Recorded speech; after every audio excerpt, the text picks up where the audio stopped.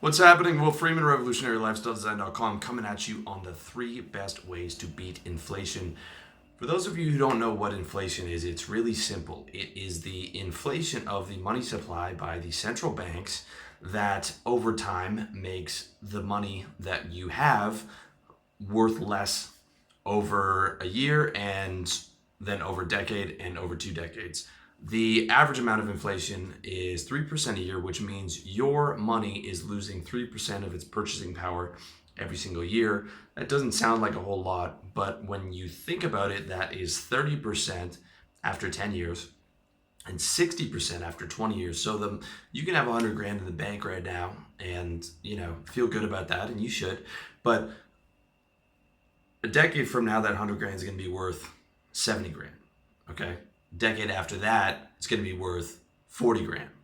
So what you need to do is you need to start getting your mind around the two biggest problems that people have with getting rich, the three are getting the actual income and then avoiding the taxes legally and avoiding getting your purchasing power robbed by inflation. Okay, now to explain central banking and why this is allowed is beyond the scope of this article, but I can tell you this, most people don't have a real grasp of how central banking works. If they did, it would probably be a different looking world, but I don't see that changing anytime soon. So this is just what we have to live with. It's a 3% tax per year that you have to deal with and will continue having to deal with almost certainly within the rest of our lifetime. So there are 3 ways that I know of, the 3 best ways to beat inflation. And the first one is going to sound almost too simple. Okay, the first one is spend money as soon as you get it. That's the best way to beat inflation, right? If you spend the money you made today, you're not going to have to deal with inflation at all. Now, that might sound a bit too extreme, but hear me out.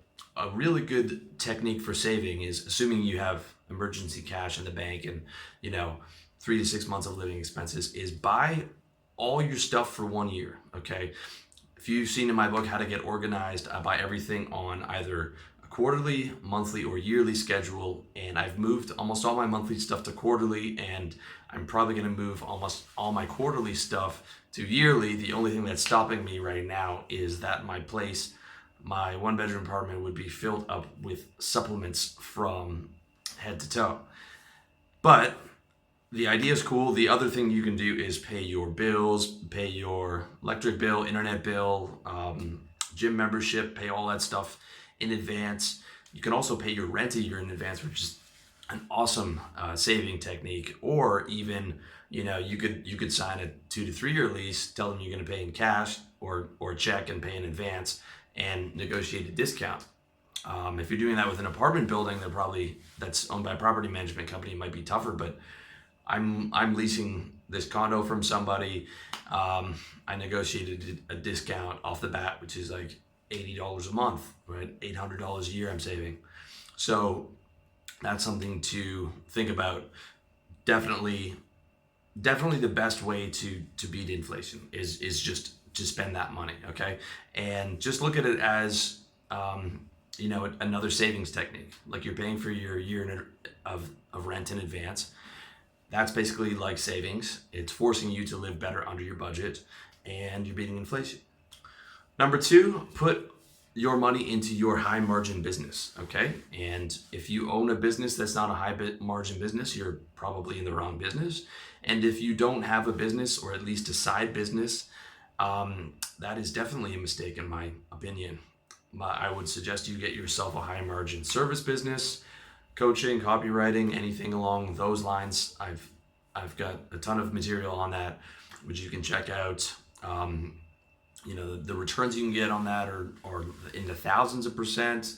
I get 1,000% return on my business, was just info products, although we'll be doing coaching soon. And the expenses are low. I mean, that is the best investment. You're never going to get that in the market, right? You're lucky to get 8% out of the market. You can get 1,000% return on your high margin business when you invest that into advertising, or someone to do marketing for you, or to do your videos and courses, or whatever it is that you've got going on. That is what I recommend, that is where, I've put some money. I haven't put in a ton this year because I was just getting out content and doing other things. But definitely, I would max out the amount of money you put in your business before you even start investing. That's what I would do. Before you even think about investing, invest in yourself, invest in a high margin business that's going to continually generate money for you, the money machine, and you will slaughter inflation with that. Okay, inflation won't even be a factor at all. Thirdly, and this is for guys who are wealthy, okay, which is why I don't talk about it a lot, is investing in income producing assets. Those are going to be real estate. It's going to be like a midterm corporate bond fund, like MJ DeMarco recommends, where you get, I don't know, 5 or 6%. Or it's going to be the stock market, like an S&P index fund, where you've averaged 8% a year over the last 100 years. And again, I'm not talking about gold or anything like that, because those are not income producing assets, right? We're just talking about beating inflation. So you need to be getting at least 3% return a year to be able to beat that. Okay, now there's pros and cons to all that. You can check out in the financial game plan that I did, the pros and cons to that. You can check out my 2-part series on real estate and why you shouldn't buy a house, with some exceptions, and why you shouldn't invest in real estate, with some exceptions. Because to me, like, Grant Cardone talks a lot about real estate investing. I think he's great. He's made a ton of money on that. But even he'll tell you, like, you need to get to like 100, 200, 300 grand in savings, and you need to walk deals every single week. You're buying multifamily, apartments and stuff. Like, you need to be really, really savvy for that, dude. And again, he'll tell you need to get your income up first. Invest in your business first before you start getting into those areas. MJ DeMarco, again, has the corporate bond fund, which is a cool idea, where if you have $1 million invested in some corporate bonds getting 5 or 6%, you've got $60,000 a year, to live off of, basically, and to beat inflation, which is really cool. But again, you need to get to $1 million to get there. Same thing with the S&P. You're not going to get rich off that 8% a year, which you're not even using. That's going back, and it's compounding, which is great. But again, like, the two major ones are being able to spend your money as soon as you get it for inflation, putting it into your high margin business. Again, I'm not telling you to spend all your money, dude. Okay, I'm telling you to keep saving, but you can do little stuff like paying your rent in advance. Put it into your high margin business. That's a terrific one. And then after you've got your savings up, you've paid out all your bills long term, your rent long term, whatever it is, then you're wealthy. Then you can talk about using the income producing assets to beat inflation that way, and compound interest in all those other things. Check out my financial game plan article as well on that. Okay, so I know this might be a lot to cover if you're a young guy and it can stress you out. You're like, dude, Will, I'm already struggling just to pay rent. I can't be worrying about this. I'm like, no problem, dude. Okay, don't stress. It doesn't mean that you should just keep doing what you're doing. Like, get your savings up, get your income up, reinvest in your business, and don't worry if you're just holding on to cash for, if you can't reinvest in your business in the next 3 years, that's fine, dude. Just hold on to that cash.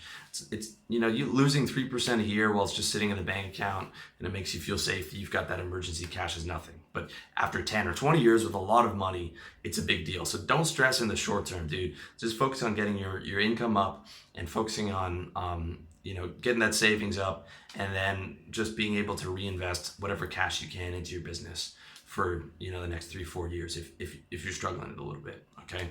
Lastly, I'm not talking about hedging. Like, say I think the US dollar might decline, so I'm gonna buy some gold in euros to hedge against that. That's a totally different topic, and that's not a bet against inflation per se. That's, again, a bet against the decline of the purchasing power of your currency, and that is relevant if you have a business where you have to buy stock in other countries like China, or you are like me, where you are getting paid in US dollars but spending money in Thai baht. So that hedging is a totally different. That's a totally different video. It's a totally different article. And that the way that would look would be like, okay, I'm going to take the US dollars that I'm getting right now, instead of keeping them in my US dollar account, I'm going to start buying up Thai baht and keep them in my Thai account, assuming that I think that the US currency is going to devalue over time, which I do, and I actually am buying up Thai baht now for that reason. I mean, obviously not. I'm still keeping money in USD. I'm still keeping some money in Canadian dollars because I am from Canada, but I am starting to buy up more Thai baht. And if I move to Vietnam or wherever, I would start buying up that currency, because I think that the differential, the currencies in Southeast Asia are only going to get stronger compared to the US dollar as the future proceeds. So that's it, guys. I hope you found that useful. Again, let me know what you think in the comment section, as well as check me out, revolutionarylifestyledesign.com, iTunes, SoundCloud, Facebook. I'm all over the place, man. Much love to you, and all the best in your personal development journey.